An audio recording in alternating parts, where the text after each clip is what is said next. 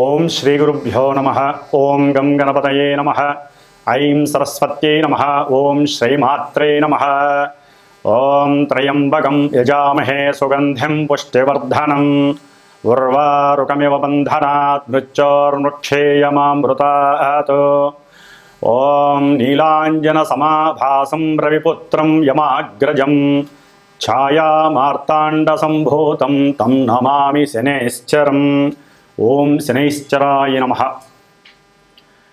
మనకి ఈ సంవత్సరం 2025వ సంవత్సరంలో మార్చి 30వ తేదీ చాలా విశేషప్రదమైనటువంటిది. ఎందుకంటే ఈ యొక్క రోజున మనకి ఉగాది కావటం, అర్ధరాత్రి మనకి 6 గ్రహాలు మీనరాశిలో సంచరిస్తూ షష్టగ్రహ కూటమి, ఆ తదుపరి పంచగ్రహ కూటమిగా మానవుల మీద, దేశం మీద, ప్రపంచం మీద ప్రకృతితో అనుసంధానం చెందినటువంటి గ్రహాల యొక్క వీక్షణలు ప్రకృతి మీద తన యొక్క ప్రకోపాలని చూపిస్తూ వైవిధ్యకరమైనటువంటి ఎన్నో రకాల ఫలితాలని మన మీద చూపెట్టబోయేటటువంటి సమయం చాలా తొందరగా ఆసనమైంది.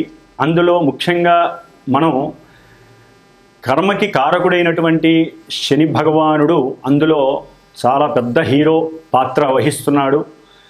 ఇప్పటి వరకు దాదాపుగా ఒక 6 సంవత్సరాల నుండి కూడా తన యొక్క స్వక్షేత్రాలైనటువంటి మకర రాశి మరియు కుంభరాశిలో ఎన్నో విధాలైనటువంటి నక్షత్రాలతో అనుసంధానమై తన యొక్క స్వక్షేత్రము, మూలత్రికోణము అయినటువంటి తన యొక్క సొంత ఇళ్లల్లో ఆయన ప్రయాణం చేస్తూ ఎంతోమందిని ఎన్నో రకాలుగా కాపాడుతూ, సరే ఎవరైతే పూర్వజన్మ కర్మాల్ని అనుభవించాలో ఆ కర్మలని అనుభవింపజేస్తూ ఆ శనీశ్వరుడు తన యొక్క మంచితనాన్ని అట్లాగే తన యొక్క ఇబ్బందుల్ని కూడా కలుగజేశాడు.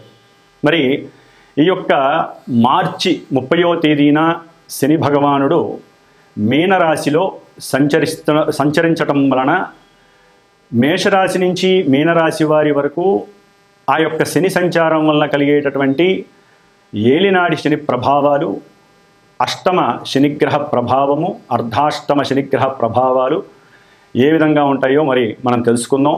ముఖ్యంగా శని భగవానుడి గురించి మాట్లాడాలంటే చాలా ధైర్యం ఉండాలి, ఓపిక ఉండాలి, సహనం ఉండాలి.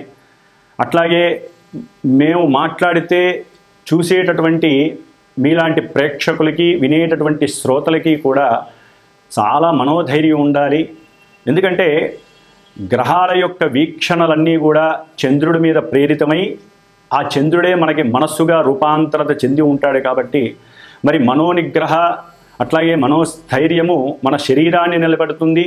మన మనస్సు ద్వారా ఎన్నో ప్రకోపాలు లోపల వాత పిత్త శ్లేష్మ అనేటటువంటి త్రిగుణాత్మక రోగాలు కలుగజేసేటటువంటి దోషాలు మనలో ఉన్నాయి.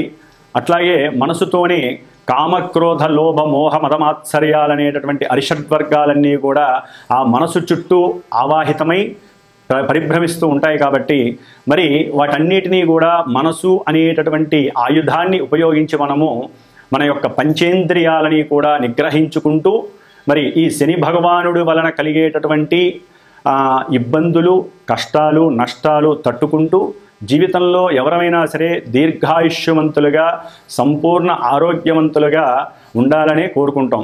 మరి ఈయన ఆయుకారకుడు, ఆయువుని ఇచ్చేవాడు ఈయనే. అట్లాగే ఉచ్ఛ్వాస నిశ్వాసాలకి అంటే మనం నిత్యము కూడా ఎన్నో లక్షల సార్లు మన యొక్క నాసికా రంధ్రాలతో ఈ యొక్క వాయువుని లోపలికి ఆక్సిజన్ ద్వారా పంపించి బయటికి కార్బన్ డైఆక్సైడ్ ద్వారా మనం వదులుతూ ఉంటాం. మరి కార్బన్ డైఆక్సైడ్ శని భగవానుడు క్లీన్ చేస్తేనే మనకు ఉన్నటువంటి లోపల చెడు బయటికి వెళ్ళిపోతూ ఉంటుంది. కాబట్టి ఆక్సిజన్ ఒకటే కాదు, కార్బన్ డైఆక్సైడ్ కూడా మన యొక్క ఉచ్ఛ్వాస నిశ్వాసాలు మన ప్రాణం నిలబడటంలో సరి సమానమైనటువంటి తూకం కలిగి ఉంటుంది. కాబట్టి ఆ మహానుభావుడైనటువంటి శనైశ్వరుడు కలుగజేసే ఇబ్బందుల కన్నా ఆయన మన యొక్క దేహాన్ని నిలుపుతాడు. మన యొక్క మనస్సుకి ఏకాగ్రతని, సరైనటువంటి ప్రణాళికలు ఏ సమయంలో ఏ నిర్దేశితంలో ఏ పని చేయాలి అనేటటువంటి దాన్ని ఒక క్రమశిక్షణాబద్ధంగా, క్రమబద్ధంగా వాటిల్ని రూపాంతరత చేసుకుంటే, అట్లాగే ఎవరితోనైనా మాట్లాడాలన్నా మనకున్నటువంటి ద్వాదశ రాశులు ద్వాదశ భావాలుగా ఎన్నో భావాలని మన మీద ప్రభావితం చేస్తూ ఉంటాయి. ప్రతి మనిషికి చిన్న లేదు పెద్ద లేదు.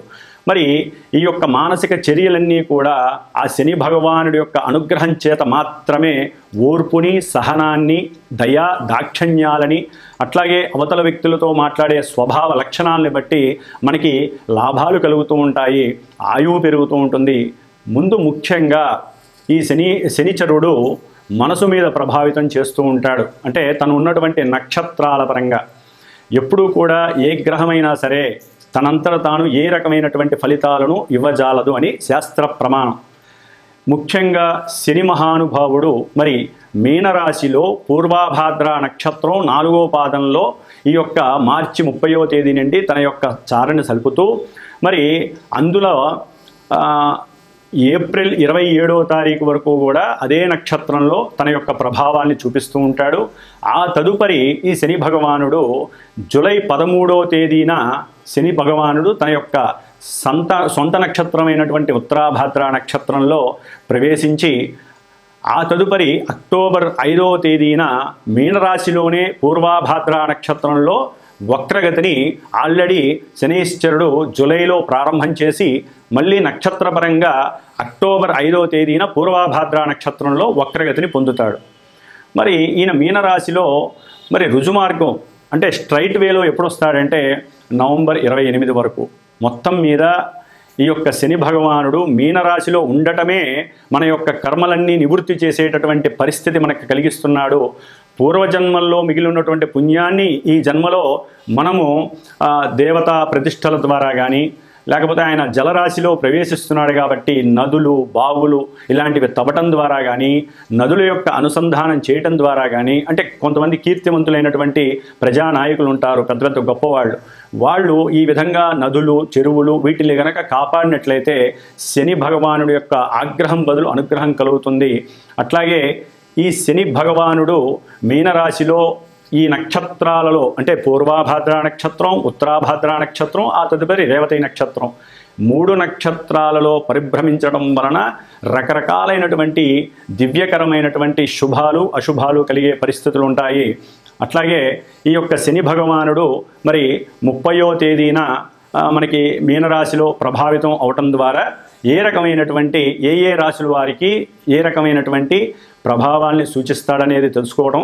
అట్లాగే ఈ శని భగవానుడు ఇప్పటి వరకు 30వ తారీఖు వరకు కూడా కొన్ని రాశుల వారికి ఏలినాటి, అష్టమ, అర్ధాష్టమ శని రూపాలతో వారిని ఎన్నో రకాల ఇబ్బందులు, కొన్ని మంచి చేసినటువంటి పరిస్థితి. ఇప్పుడు ట్రాక్ అనేది మారుతోంది, అంటే మీనరాశిలోకి మారుతున్నాడు. అంటే కొన్ని రాశుల వారికి ఈ యొక్క ప్రభావాలు తగ్గి కర్మ ప్రారంధాల నుంచి నివృత్తి జరిగి మరికొన్ని రాశుల వారికి ఈ యొక్క శనిగ్రహ ప్రభావం చేత మనకి కర్మని అనుభవించేటటువంటి మంచి శుభకరమైనటువంటి పరిస్థితులు కనిపిస్తున్నాయి. ముఖ్యంగా పూర్వజన్మ కర్మస్థితుల్ని ఈ జన్మలో పరిపూర్ణంగా అనుభవింపజేసేటటువంటి వాడు శని మహానుభావుడు. మరి ఒక బంగారపు ముద్దని మనం గనక ఏ విధంగా అయితే పలు రకాల యాసిడ్స్లో ముంచి వాటిని బంగారపు ఆభరణంలా తయారు చేసి మనం ధరిస్తే ఎంత దగదగా మెరిసిపోతూ 10 మంది యొక్క ఆలోచనలు, వారి యొక్క దృష్టి మన మీద పడి మనల్ని మెచ్చుకుంటారో ఆ విధంగా ఒక బంగారపు ఆభరణాన్ని 7.5-8 సంవత్సరాలు ఆయన ఈ మీనరాశిలో ఉండి కొంతమంది నక్షత్రాల వారికి, రాశుల వారికి ఆ బంగారపు ఆభరణం ఇచ్చేటటువంటి విలువైనటువంటి పరిస్థితిని ఈ శని భగవానుడు కలుగజేస్తున్నాడు. కాబట్టి ఆ రాశుల వారు తగినట్టుగా రెడీగా ఉండండి. ముఖ్యంగా ఆయన తయారు చేసేటప్పుడు ఎన్నో రకాలైనటువంటి శారీరకమైనటువంటి సమస్యలు, మానసికమైనటువంటి దుర్యోగాలు, అట్లాగే ఇంకా ఎన్నో రకాల ప్రమాదాలు, కష్టాలు అన్నీ ఇస్తూ ఉంటాడు. కాబట్టి ఈ 7.5 సంవత్సరాలు ఆయన ఒకే విధమైనటువంటి ప్రక్రియలు చేయడు.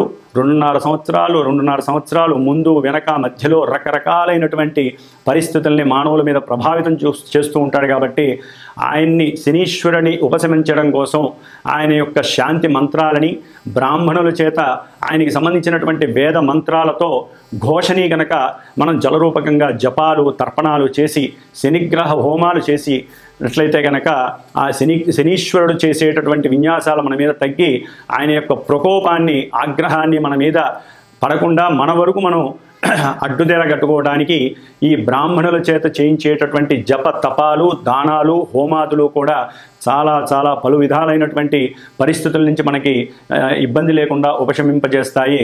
కాబట్టి శని భగవానుడిని మార్చి నుంచి కొన్ని రాసుల వారు, నక్షత్రాల వారు ఆరాధించుకోవడం ద్వారా చాలా విశేషమైన ఫలితం ఉంటుంది.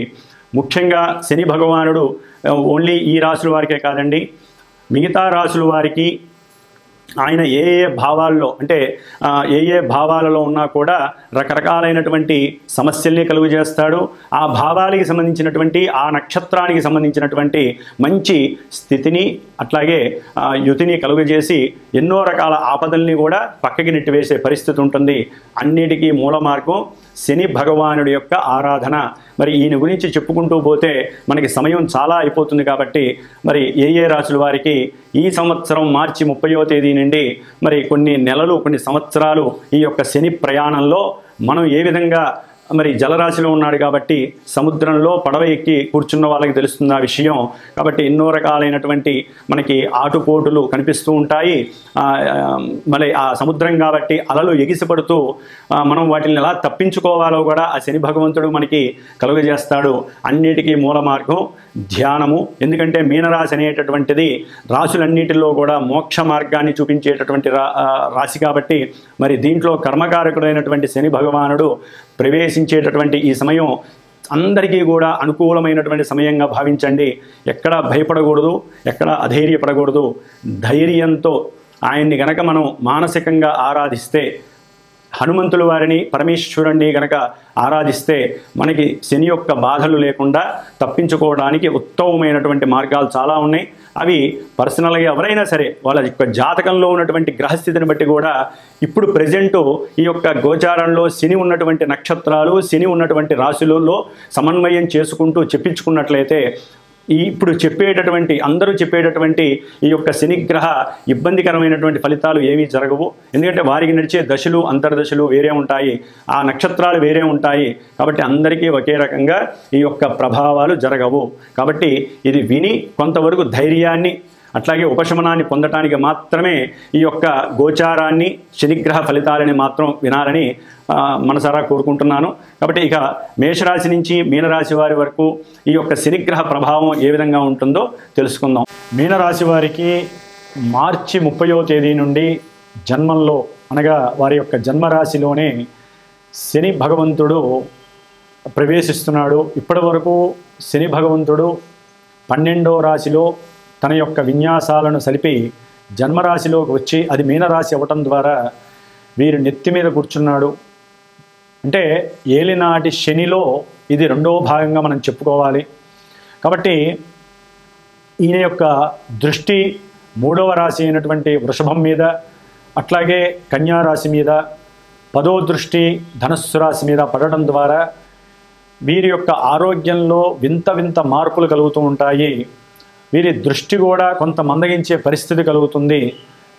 నేత్ర సంబంధిత ఆపరేషన్సు లేకపోతే నేత్ర సంబంధిత ఇబ్బందుల వలన వైద్యాలయాలను దర్శించటం, వీరికి ఉన్నట్టుండి బాడీలో సరైనటువంటి శక్తి లేక శక్తిహీనత వలన కొన్ని ఇబ్బందులు పడేటటువంటి పరిస్థితి, ఉద్యోగ సంబంధిత, వృత్తి సంబంధిత, వ్యాపార సంబంధితంగా విషయాలయందు అధికంగా ఆలోచించడం ద్వారా వీరి యొక్క మానసిక చర్యలు రకరకాల ఇబ్బందులకు గురయ్యి చెడు వ్యసనాలకి గురవటం, దాని ద్వారా వీరికి కుటుంబంలో మాట చిచ్చులు పెరగటం, అన్నదమ్ముల మధ్య ఎవరైనా ఓదార్చడానికి వస్తారు అన్నదమ్ముల్లో కానీ అక్క చెల్లెల్లో కానీ, వాళ్ళతో కూడా సంయమనంతో మాట్లాడలేక మీనరాశి వారు ఆ కుటుంబంలో గొడవలు తగాదాలకి కాలు దూవే అవకాశం ఉంటుంది. అంటే వీరిలో ఒక ఆత్మన్యూనతా భావం, నేను దేనికి పనికిరానా, నేను ఏ పని చేపట్టినా అవన్నీ ఆల్రెడీ మనం 3.5 ఏళ్ళ బట్టి విఘాతాలు అనుభవిస్తున్నాము, అందరూ శత్రువులు అవుతున్నారు, నేను దేనికి పనికిరానా, ఏ పని చేయనా అనేటటువంటి మానసిక లోపత్వం వలన అవతల వాళ్ళు వీళ్ళకి మంచి చెప్పినా వీరు దాన్ని ఆదరించలేరు, ఆకట్టుకోలేరు. అవతల వాళ్ళు ఏం చెప్పినా దాన్ని శత్రుత్వంగా భావిస్తారు. అవతల వ్యక్తులని వారితో సరిగ్గా మాట్లాడరు, దుర్భాషలాడతారు. ముఖ్యంగా ఫ్రెండ్స్ ఎవరైతే ఉంటారో ఆ ఫ్రెండ్స్ వారు మాట్లాడే మాటలో ప్రతి విషయంలో బంధువులు కానీ ఫ్రెండ్స్ కానీ ఎవరు ఏం మాట్లాడినా దాన్ని చెడుగా స్వీకరిస్తారు. దాని ద్వారా అందరికీ దూరం అయ్యే అవకాశం ఉంటుంది. ఒక్కోసారి వారు కూడా అసలు ఈ ప్రపంచంలో నేను ఉండలేనని చెప్పి దూరంగా వెళ్ళిపోదామని చెప్పి ఎక్కడికో వెళ్ళే పరిస్థితి కూడా ఆలోచనలు కలుగుతాయి. అక్కడ మీరు సందిగ్ధతతో ఉండాలి. అక్కడే మీరు స్వయం కృషితో కష్టాన్ని అనుభవించాలి. ముఖ్యంగా ధైర్య సాహసాలు కొని తెచ్చుకోవాలి. ఎక్కడా కూడా శారీరకంగా మానసికంగా మీరు పడిపోకుండా మీనరాశి వారు, ఎందుకంటే ఆల్రెడీ కొన్ని సంవత్సరాలు బట్టి అటు రాహుకేతువులు 2 ఏళ్ళ బట్టి ఉన్నారు, సంవత్సరంన్నర బట్టి ఉన్నారు.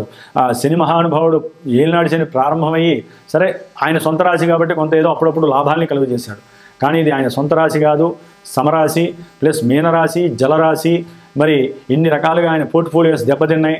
అనుకున్న కార్యాలు జరగడానికి చాలా ఆలస్యం అవుతుంది. ఈ లోపల ఆయనకి విసుకొస్తుంది. వాళ్ళకి ఆడగాని మోగాని విద్యార్థులకు కానీ, ముఖ్యంగా ఎవరైతే కమిషన్ ఏజెంట్స్ ఉంటారో వృత్తి వ్యాపారాదులలో వారు చేసినటువంటి అప్పులకి అధికమైనటువంటి ధనాన్ని వారు వడ్డీగా కట్టడం, లేకపోతే వారి యొక్క బెదిరింపు చర్యలకి సంఘంలో వీరు కూడా అనుకోకుండా వాళ్ళతో వాగ్వాదం చేయటం, దాని ద్వారా వీరు మాట్లాడితే చెరసాలకు వెళ్ళే అవకాశం ఉంటుంది మీనరాశి వారు. అంటే అందరూ కాదండి, వారి యొక్క జాతకంలో దశలు అంతర్దశలు ఇంకా చాలా ఉంటాయి. అవన్నీ వారికి అటాచ్ అయితేనే ఈ శని భగవంతుడు ఇచ్చేటటువంటి కొన్ని కార్యాలు కలుగుతూ ఉంటాయి. ముఖ్యంగా కుటుంబపరమైనటువంటి సమస్యలకి జాడ్యాలు, అట్లాగే కోర్టు తగాదాలు, లాయర్లకి డబ్బు ధారపోయటం, అట్లాగే వాళ్ళు మాట్లాడే మాట వలన బంధువుల్లో ప్రతిరోజు వాళ్ళకి సమస్యగానే ఉంటుంది. జాగ్రత్తగా మాట్లాడాలి. ఆర్థిక విషయాల్లో ఆలోచించకపోతే వీళ్ళంతటా వీళ్ళే నష్టాన్ని కొని తెచ్చుకునే అవకాశం ఉంటుంది. స్వశక్తితో స్వయం కృషితో మీనరాశి వారు ఎప్పటికప్పుడు ప్రయత్న లోపం లేకుండా కష్టపడితే కానీ వారు అనుకున్న కార్యాలు సిద్ధింపజాలవు. కంగారు పడాల్సిన అవసరం లేదు. అట్లాగే వారు తమ యొక్క వృత్తిలో ఉన్నతమైన స్థానానికి వెళ్ళాలి అని అటు రాజకీయ నాయకులు కావచ్చు, లాయర్లు కావచ్చు, ముఖ్యంగా డాక్టర్లు కావచ్చు, లేకపోతే వైద్యాలయాల్లో చేసేవాళ్ళు కావచ్చు, లేకపోతే సముద్ర యానానికి సంబంధించిన వాళ్ళు, అంటే పడవలు, స్టీమర్లు, మత్స్య కార్మికులు, అంటే ఎవరైనా సరే వారి యొక్క వృత్తిలో చక్కగా ఎదుగుదామని ఎప్పటి నుంచో ప్రయత్నం చేస్తూ వారి యొక్క శక్తి అంతా కోల్పోవడమే తప్ప అనుకున్న పనులు జరక్క బాధపడుతూ ఉంటారు. కానీ మీరు కనుక కొంత ఏకాగ్రతతో యోగాభ్యాసం చేయండి, అట్లాగే కొంత ఎక్సర్సైజులు లేకపోతే వాకింగ్ ఎక్కువగా చేయండి, లేకపోతే కాళ్ళకు సంబంధించినటువంటి సమస్యలు, కాళ్ళకి పుండ్లు రావటం, లేకపోతే కాళ్ళల్లో మడములు ఉన్నట్టుండి బెనగటం, దాని ద్వారా ధనం ఖర్చు అవ్వడం, హాస్పిటల్కి వెళ్ళటం, అక్కడ మోసం జరగటం ఒకటి కాదండి. ఎన్ని సమస్యలు అయితే ఉన్నాయో అన్ని డిప్రెషన్స్ మీ మీద పడుతూ ఉంటాయి. కాబట్టి మీద పడుతున్నాయి కదా అని చెప్పి మనం దాన్ని ఆస్వాదించి మీద పడేసుకోకూడదు. శనీశ్వరుడు ఎంత ఓర్పు అంటే అంత ఓర్పుని ఆయన ప్రసాదిస్తాడు. దాన్ని మనం సహనంగా ఓర్పుని మనం గనక స్వశక్తి అంటే స్వయం కృషిగా ఎవడైతే కష్టపడతాడో శనీశ్వరుడు వాడిని అనుగ్రహిస్తాడు, కష్టపెట్టాడు. అందుకని అదే బాధపడ్డాం అనుకోండి మానసికంగా, సరే మన నెత్తి మీద శని ఉన్నాడు కదా అని చెప్పి బాధపడితే ఆయన ఇంకా బాధ పెడతాడే తప్ప ఆయన ఉన్న స్థానానికి మనకి శక్తిని ప్రసాదించడు. కాబట్టి మీ యొక్క శక్తిని మీరు పునరుత్పత్తి చేసుకోవడానికి, రోగ నిరోధక శక్తి పెంచుకోవడానికి తాపత్రయపడండి. ముఖ్యంగా భార్యాభర్తల మధ్య అన్యోన్యత దెబ్బతింటుంది, మాట పెరుగుతుంది. ఇంట్లో ఎవరైతే కోరికలు కోరతారో ఇంట్లో, అది భార్య భర్త కావచ్చు, పిల్లల వలన కావచ్చు, ఏదైనా కావచ్చు, ఆ కోరికల వలన కూడా ఇరువురి మధ్య సంభాషణ లోపం జరుగుతుంది. ఉన్నట్టుండి గొడవలు, సమస్యలు, జైళ్ళు, బంధకాలు, ప్రతిబంధకాలు, ఇళ్లలోనే భార్యాభర్తల మధ్య శత్రుత్వం, పిడదారి అన్నట్టుగా పోవటం, ఇలాంటివన్నీ జరుగుతాయి. కాబట్టి మీనరాశి వారు ఏలినాటి శని ప్రభావాన్ని జన్మశనిగా అనుభవించటంలో ముందున్నారు. కాబట్టి వారు చాలా వరకు జాగ్రత్తలు పాటిస్తూ, ఆరోగ్య సూత్రాలని పాటిస్తూ, ఆహార విహారాల యందు కొంత సంయమనం పాటించి అధిక మొత్తంలో ఇష్టం వచ్చినట్టుగా ఎక్కడ పడితే అక్కడ తినకుండా, ప్రయాణాల యందు నూనె వస్తువులు మాత్రం ఎక్కడ తినకండి, ఇంట్లోనే తయారు చేసుకుని వెళ్ళి ప్రయాణాల్లో తినండి. అట్లాగే దూర ప్రయాణాలు, దగ్గర ప్రయాణాల యందు ధనం విపరీతంగా నష్టపోయే అవకాశం, అంటే మీకు కోరికలు కలుగుతాయి, అవసరం లేని ప్రయాసాలు కలుగుతాయి. అక్కడ మాట్లాడాలి, వీళ్ళతో మాట్లాడాలి, లేదా కుటుంబపరంగా దగ్గర ప్రయాణాలు, ప్రతిదానికి బండి తీస్తారు. అందుకని అవసరమైతే దగ్గరగా ఉన్న వాటికి మీరు నడుచుకుంటూ వెళ్ళడం ద్వారా శరీరంలో రక్త ప్రసరణ బాగా జరుగుతుంది. కాళ్ళకు వచ్చే వాపులు తగ్గే అవకాశం ఉంటాయి. కాళ్ళకు వచ్చే సమస్త రోగాలు తగ్గుతాయి. ధన నష్టం సంభవించకుండా మీరే ఆ శక్తిని కూడగట్టుకోవాలి. దూర ప్రయాణాలందు ఊరికనే గొడవలు అయ్యే అవకాశాలు ఉంటాయి. జాగ్రత్త పడండి. ఒకటే, ఎవరితోనైనా సరే, అన్నదమ్ములతో కానీ, ఉద్యోగ ధర్మంలో కానీ, వృత్తి వ్యాపారాల్లో కానీ, అవతల వ్యక్తులతో కానీ, బంధుమిత్రాదులతో చాలా జాగ్రత్తగా మాట్లాడండి. వ్రాత సంబంధిత విషయాలు, పిత్రార్జిత విషయాల్లో కానివ్వండి, అంటే ఉద్యోగంలో మీరు ఏదైనా సంతకం పెట్టేటప్పుడు దాన్ని చక్కగా చదవండి, చదివి సంతకం చేయండి.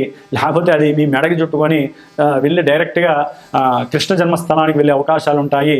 వ్రాతపూర్వకంగా మీరు ఏది చేపట్టినా 1-4 సార్లు సూక్ష్మంగా ఆలోచించి, అవసరమైతే 2 రోజులు సమయం తీసుకొని, అది స్థల విషయాలు కానీ, భూ విషయాలు కానీ, లేదా గృహ నిర్మాణ విషయాలు కానీ, ధన విషయాలు, బ్యాంకింగ్ విషయాలు, ఏ విషయమైనా సరే సున్నితంగా సూక్ష్మంగా ఆలోచించి మీ యొక్క శక్తిని ఉపయోగించి ప్రశాంత చిత్తతతో 2 రోజులు దైవధ్యానం చేసుకొని అడుగుపెట్టండి. ఏదైనా మీనరాశి వారికి దైవధ్యానం చాలా విశేష ప్రదానిస్తుంది. కంపల్సరీ ఈ యొక్క ఏలినాటి శని, అష్టమ అర్ధాష్టమ శనిలో ఉన్న వారందరూ శనీశ్వరుడికి బ్రాహ్మణుల యొక్క సహాయ సహకారాలతో మంత్రం ద్వారా వారు తమకు కలిగేటటువంటి ఆపదలను జప తపాలు ద్వారా, అట్లాగే హోమాదుల ద్వారా, వాటిల్ని దానాదుల ద్వారా, వారు ఇంకా సంఘంలో ఎంతోమందికి చేసేటటువంటి సేవా ధర్మాల ద్వారా మాత్రమే నివృత్తి చేసుకోవచ్చు. కాబట్టి కర్మకారకుడైనటువంటి శని భగవంతుడు ఇచ్చేటటువంటి అన్ని సౌఖ్యాలని అనుభవించాలంటే మన యొక్క శక్తిని ధారపోయాలి. ఓం శ్రీమాత్రే నమః.